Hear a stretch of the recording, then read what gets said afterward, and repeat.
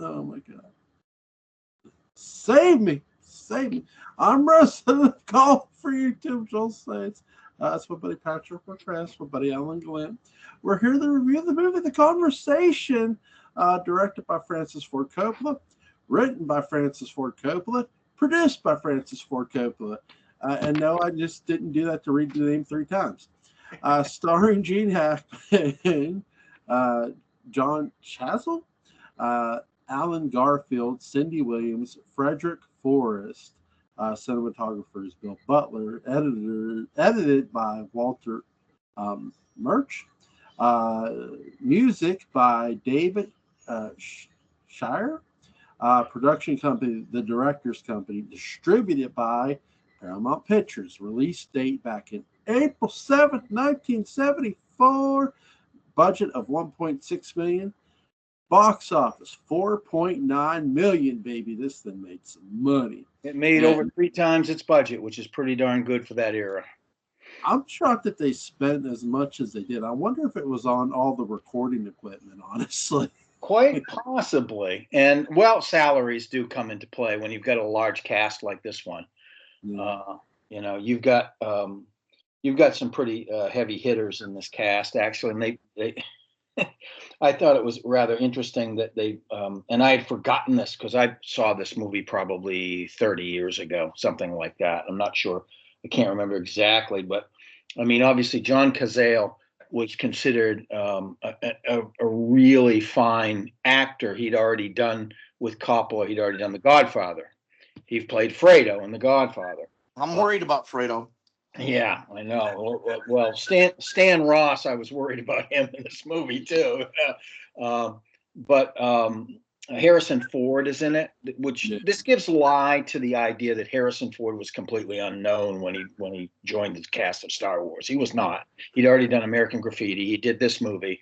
He did several others before that. He basically plays the same character in American Graffiti that he plays in Star Wars, and vice versa. Yes. Yeah, he's Terry Garr is in this. She has a great scene in this, and Robert Shields of Shields and Yarnell plays the mime, he's involved in the street scenes. He follows people around and so on. And Robert Duvall shows up. Yeah, in this movie. Yep. Because he's at this point in time, he's part of Coppola's company of actors. So. He makes a lovely corpse in this movie. Oh yeah, I mean, you really never see his face until he is a corpse too. It's interesting the way they shot. Yeah, they shoot him from behind, which is like it's like you're shooting Robert Duvall, who has a great voice. Oh, absolutely, and a face.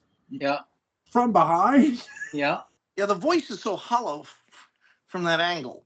You got to get it from the front where it's convex. Yeah. Yes, it's very weird. It's like, but that's the thing about this movie. It takes a lot of chance with it. I think, in my opinion, Francis Ford Coppola is shooting this movie this way on purpose because a lot of the shots in this movie are just weird. Absolutely is. Yeah, because you're shooting it not for necessarily sight, but for sound in every way. The Conversation is literally a movie about not just talking, but sound itself. Yes. And great movie. Usually when you play, like if you ever play a stealth game like Thief, like I have, Thief is a great video game series.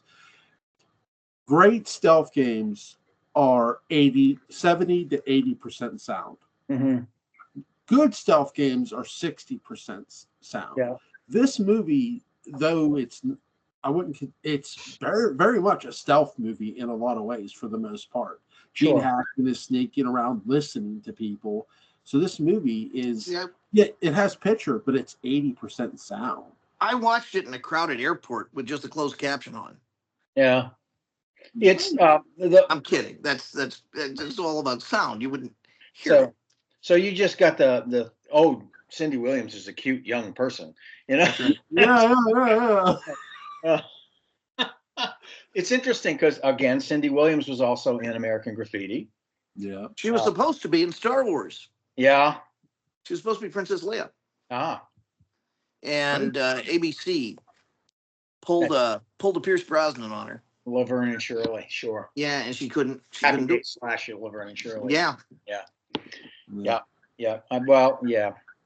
They pulled a Pierce Brosnan and a Magnum PI because he got Her best work, I would say, you got to put the first nudie musical against Meet Wally Sparks. It's going to be one of the two. yeah. What did you guys make of the sound of this movie? The way the recordings are done and stuff like that. It's high-tech stuff for its time, and it still resonates today for most people because most people don't understand or are that familiar with surveillance tech. And so it still has impact. It really does. And the way the actors perform it and so on, the van, the parabolic microphone, the mic in the bag trick, where they're following the marks around the park and all of this sort of thing. The idea of garbling and how to run multiple tracks through and try to find the best one and all of that sort of thing. This is all that's authentic stuff. They did their homework on it. So the authenticity of it probably part of the expense of the movie. Yeah, absolutely. But also this movie is so spare in it is not spectacle oriented. It is psychological interior oriented. And Gene Hackman makes it so by being paranoid as hell. Yeah, and his paranoia is realized. Yeah. Ultimately, his trade and profession comes back to bite him in the rear end. There's no doubt about it. Irony about that. But also, there's an exploration of the guy's morality. He starts to feel bad because he realizes one of his gigs resulted in a couple of people getting killed. Yeah. And so now he's freaking out, and there's irony in that. Because his job is a cold-blooded job, and everybody keeps telling him, you're the best there is, or the one guy from the East Coast is resentful as hell, but even he admits that the guy is the best there is, even though he wants to, cut him down at every step there. But in fact, he does have a conscience, and it's growing and it's growing and it's growing throughout this whole thing. And the irony, consume us all. Yeah, and the irony of it is it screws with his head so much that he loses the tapes because he's so wrapped up in this idea, and it turns out that he's also misapprehended the idea. What's going on in this conversation? He's totally misapprehended it, which anybody could do. As you're progressing as the viewer through the movie, you're misapprehending it the same way he is. Yeah. Oh my God, they're going to get killed. And in fact, they're plotting a murder. Yeah. So, they're very interesting twist. Brilliantly, the scenes are plotted brilliantly, I think, in this movie. This movie doesn't get nearly the credit that it deserves in terms of the kind of work that Hackman does in it, and the kind of work that Coppola does, because Coppola does everything in this movie. This is all American Zoetrope. This is him. It's all him. He writes it, he directs it, he produces it, and he does it on the heels of The Godfather. He has clout, so he can make the kind of movie he really wants to make, which The Godfather was too. Don't get me wrong, but this kind of movie was really something that he was able to sink his teeth into. Clearly he's writing those psychological interiors because he's fascinated by that sort of thing. So, yeah. And even though you have a female spy show going on in Charlie's Angels, this is a different kind of female espionage in a way. Yeah, she's a plant. That's what she is. She's there. She'll have sex with him, whatever it takes, and wait till he passes out and then steal the tapes. But you, again, as the viewer, you're sucked in. You think this woman actually is trying to make a connection with him, just like he does. You're with him. His perception is yours. So it's really good writing that way. Yeah,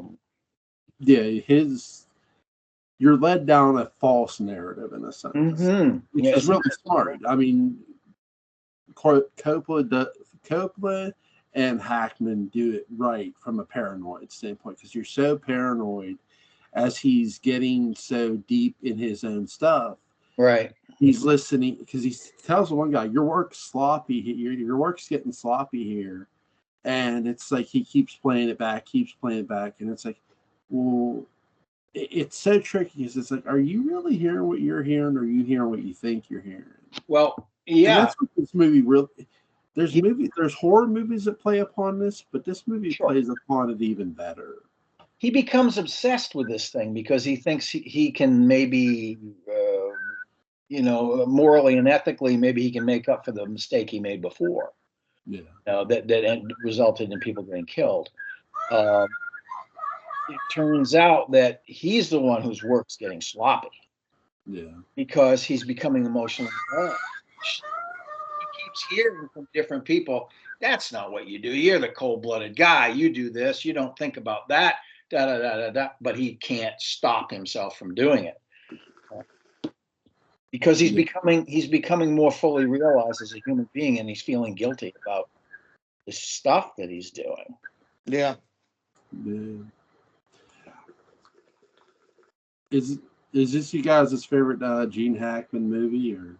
No, it's a good one. It's not necessarily my favorite. I mean, again, he has such a great resume of films. My God, I mean, when I was a kid, I used to watch Hackman doing. He did. I think he did like. I'm thinking he did some episodic TV like Wild Wild West, or maybe it wasn't that. Maybe it was Lost in Space or something. But I know he was doing that kind of work to make money back in the 60s. I don't know if you know this or not, but when he moved from the Pasadena Playhouse, he and Hoffman they got ostracized from the Pasadena Playhouse. They were considered less than,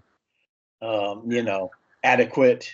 They didn't appeal to the snobbery of the place, so they moved back to New York, and they lived together in apartments, and also there were actually 3 of them, and they all lived in pairs at different times. It was Hackman, Hoffman, and Duvall, and they all knew each other from the lean days in New York City when they were all trying to get stage work.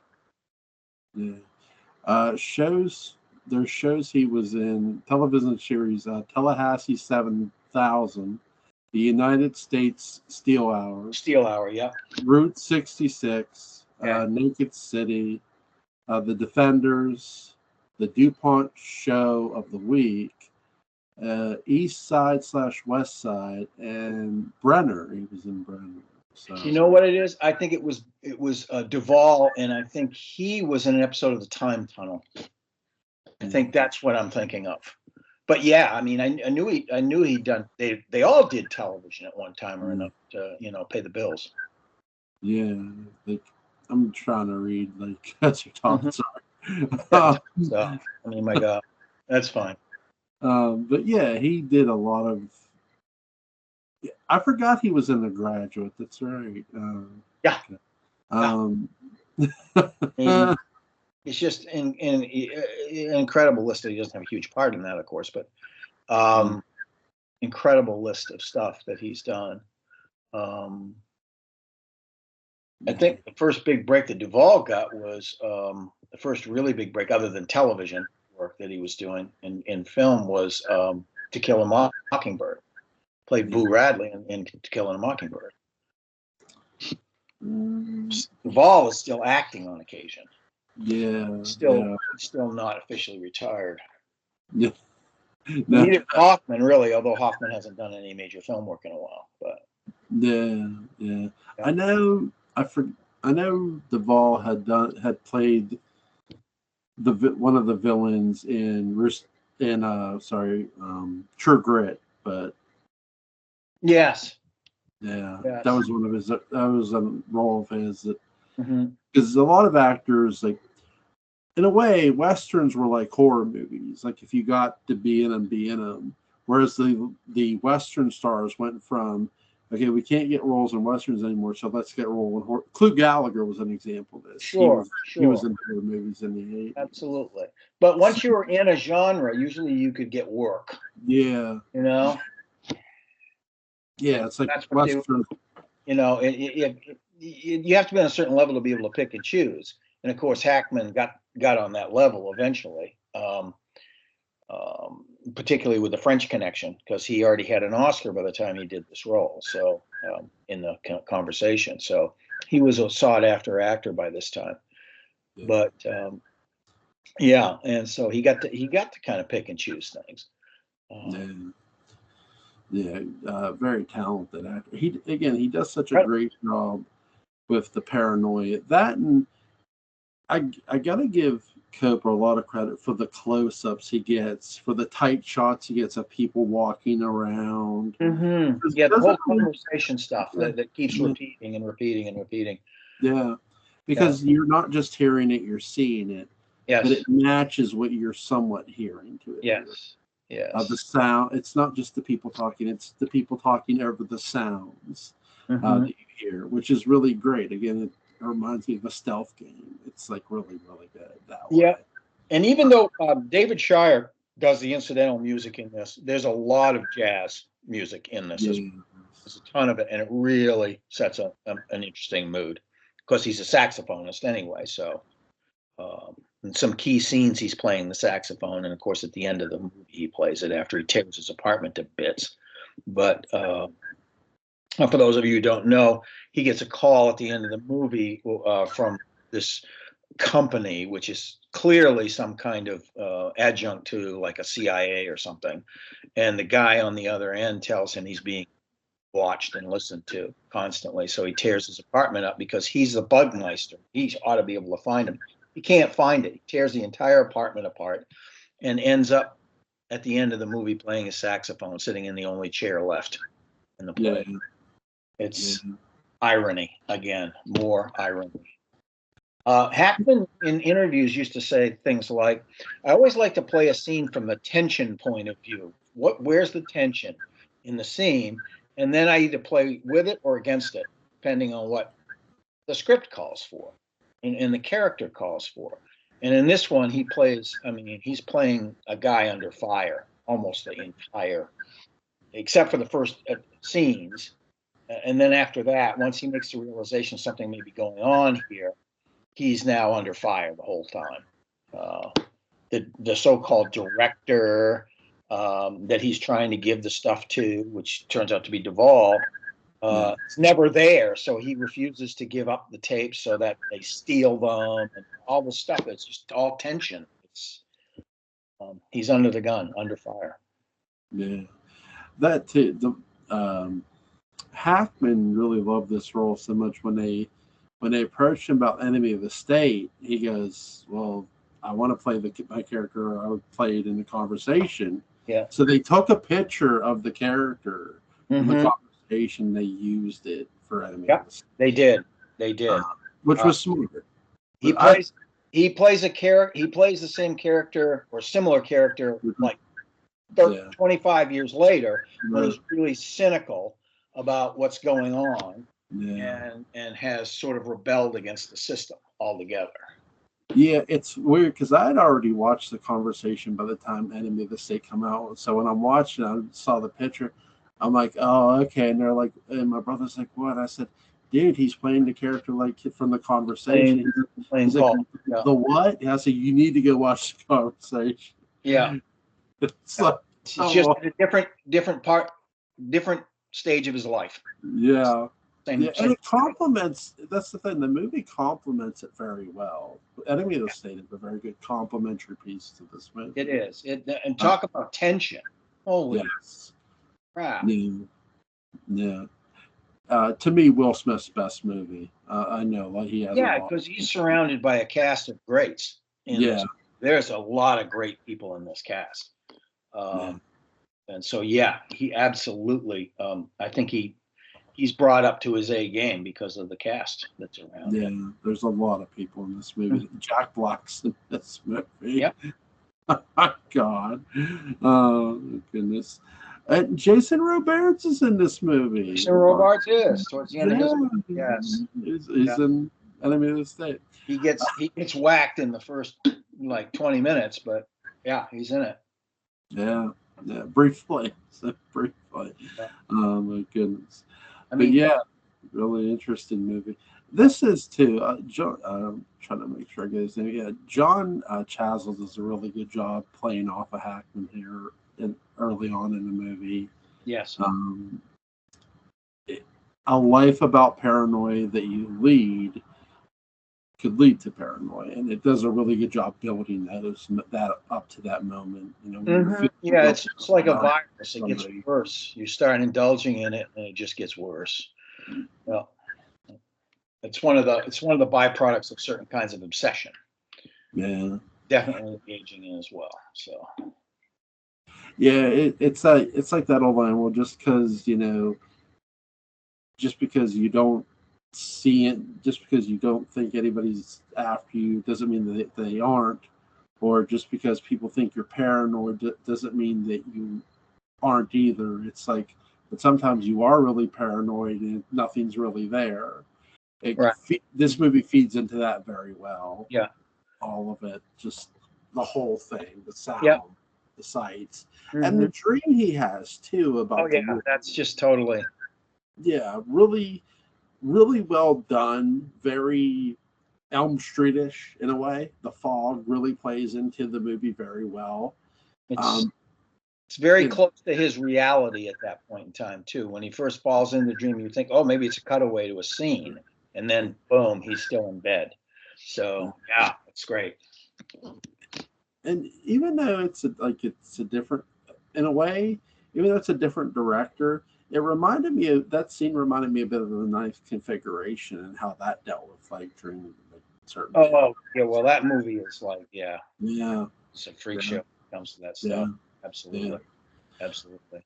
But it's fun to see dream sequences in movies that you're not expecting them in, and this one was, when you watch it back over, it's like that's interesting that they did that. Sure, he's having a heck of a time, battling his demons, his sense of guilt, the paranoia that you talked about because there might be a murder happening and all this other stuff. So yeah, it's all kind of there in that dream sequence that he has before he rouses himself to realize the tapes are gone.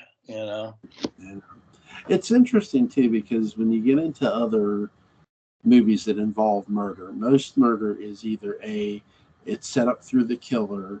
It's rarely set up through a person who isn't even a victim but is looking after a potential victim, and that's something the conversation does, or who he feels as a potential victim. And that's something the conversation is doing. And the murder mystery aspect of it is kind of reversed in order too. It's like he's trying to prevent it from happening, rather than it's already happened and he's trying to figure out who did it. Yeah.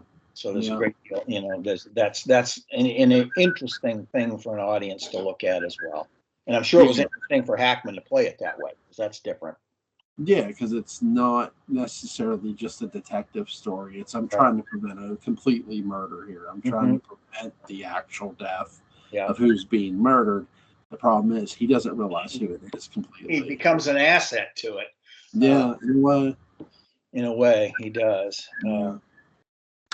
And that's 773. Didn't turn out quite the way he intended it to. No.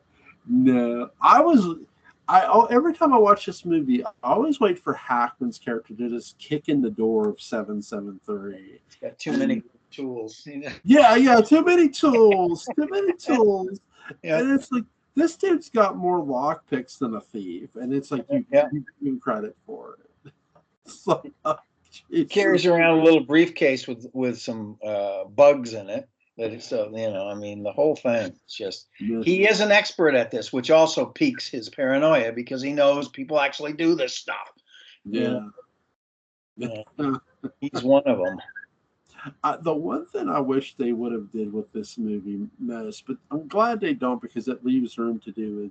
Like if they would have ever followed up with it, is stuff with cameras.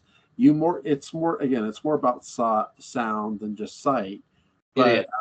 But I bet this guy could have did something really nifty with cameras. You see pictures being taken, but that's Yeah. about it. I think because he produced it himself and everything else, used a bunch of his own money, that Yeah. he kept things as simple as he could. Yeah, yeah. So, I mean, I don't mind that it wasn't, but it would have been nice. yeah, absolutely. You Absolutely. know, but yeah, you're right. The budget was, he wasn't trying to be too expensive, Mm-hmm. and the recording equipment looks great. It looks really fancy. I think he probably did some good research on that, or had somebody do it for him to make sure that looked pretty. Because to me it looks pretty authentic. It's pretty authentic stuff.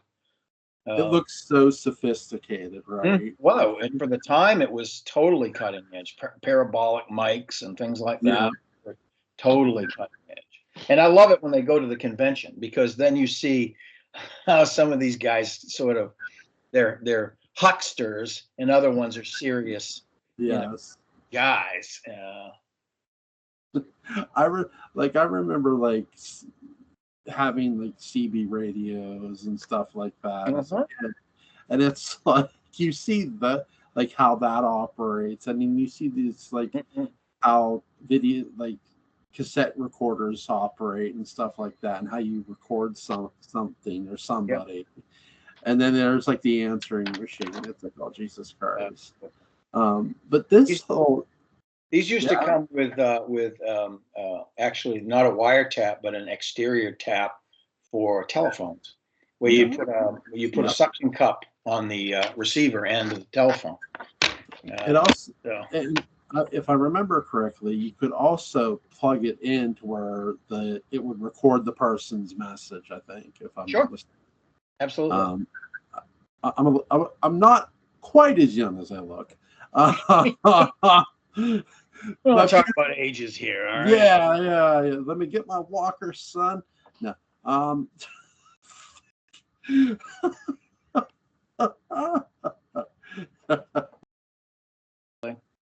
my God.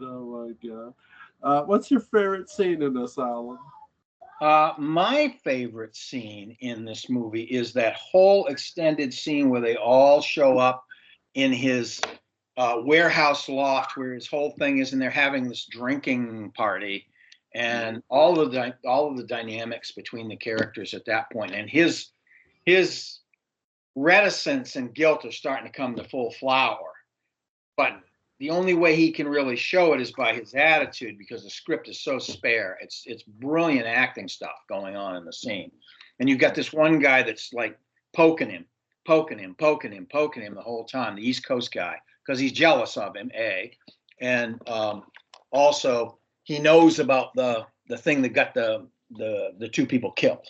So he's giving it to him. He's just sticking him with that stuff. And then the woman,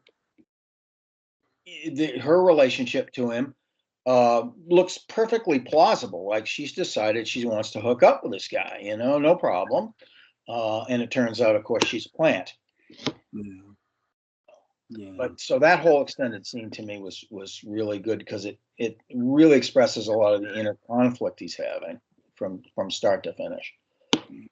I think really too, what movies in the 50s, 60s, and 70s were really showing is women's roles in movies were really changing. When you look at a movie like Faster Pussycat Kill Kill Kill, yeah, I mean, to them, their roles were very much changing to be more killers, or be accessory to something a little more serious. Faster Pussycat really kind of placed well, I mean, there's a criminal element obviously to that movie, but they're also in charge, or at least a couple of them are, and of course Tura Satana is the ultimate crime boss in the movie. So that's a entirely different sort of thing, which sort of developed into mainstream movies eventually, as you're saying. Yeah. Again, it's a movie that when we were talking about it, I said it to me, it inspired the killer to keep coming back. It's really responsible for it. In a way. And that and women killing in movies. Right. Too. Exactly. They could be the Women villain slashers, really. instead of just the victim all the time. Yeah, instead of just being, oh, help me. But yes, women can be murderers too. Yes. And Equality in all things. And in this movie, they sort of play to that a bit with her being sort of the bait, if you will. Like, Yes, okay, she's the equivalent of the femme fatale, other than Cindy Williams. But you don't know that about Cindy Williams. Yeah. Yeah. And that's the thing too. I don't mind femme fatales in movies. I think they're very good when you pull them off. Not all of them have to be the exact same either. No, I mean, because like to me, I would like she is a bit seducing, sort of the way she is seductive, the way Barbara Sandwich's character is to a degree. But she way it's not like she's plotting insurance here. No. It's more she's using the vulnerability scan. He's okay. Patrick, you're okay, right? Yeah. I think he's just dozing. He's sleeping. There he is. He's okay. You're good. He's okay. My wife asked me if you were okay. You dozed. Great. I don't blame you. You've done 10 of 12. There, bud. I've been working very hard. Yes, he's done 10 of 12s with a cast of teenagers, which is doubly hard. Yeah, I know how it is with teenagers. You know. They're good kids. They're good kids. I like them. Yeah. But they do take a bit of energy. Yeah. They always take a bit of energy. We had a SITS probe today, Jewel. Oh, wow. Have you ever had a SITS probe? No, I never have. Actually, double entendres. That sounds. SITS probe is a very pure thing, Jewel. It is actually a pure thing if you're a musician. Okay, that's good. I wasn't thinking. I wasn't thinking nothing dirty at all. It's a filthy title for a pure thing. Why are you going to that? No one said that a SITS probe. Oh my god! Sounded like something else. I know. I'm horrible. No one said You're this. the worst. I'm deplorable. You're the worst. Well, now we'll never know. You can have deplorable thoughts and not be deplorable. Yeah. Trust me. My whole life is based on this axiom. Yes. There you go. Thank you. Oh my god. Patrick, what's your favorite scene in the conversation? I like the stuff involving Robert Duvall. He makes a hell of a corpse. He does make a hell of a corpse. Yeah. Plastic. He does make a beautiful corpse in this movie. And it's the best shot of him you get from face, like you guys said about. I do love the fact that they shoot him from behind. And that whole tight shot in his office with Harrison Ford is really good. That's my favorite scene. I like it as Harrison Ford. Yeah. Harrison Ford was really my favorite Robert Duvall scenes are the ones with Harrison Ford. Yeah. I need to talk to you. Okay, and I like how they shoot the dog too. Like walking behind Hackman was really neat. Oh yeah, that was kind of cool. And then he just kind of glances at it like, "You're gonna fight?" Yeah. It's not like when you're watching this movie, it's not something you might be expecting. No, it's a very natural moment too. Yeah. He responds to it in a very natural way. Yeah. Roy Scheider's good in this one as his partner. Yes.